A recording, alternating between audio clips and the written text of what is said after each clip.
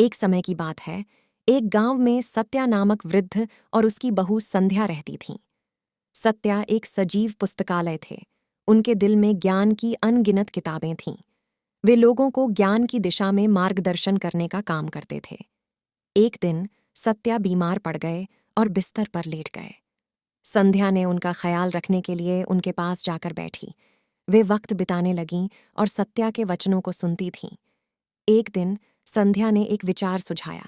उसने कहा, ससुर जी, ज्ञान सिर्फ किताबों में नहीं होता, जीवन के अनुभवों में भी होता है।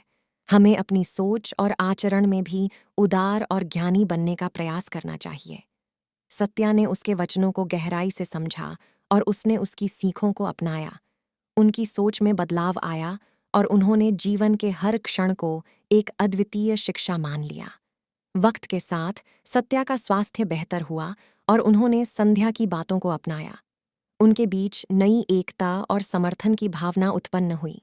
इस तरह सत्या और संध्या का रिश्ता न केवल सास बहू का रिश्ता था, बल्कि उनके बीच एक अजेय आत्मिक संबंध बन गया था।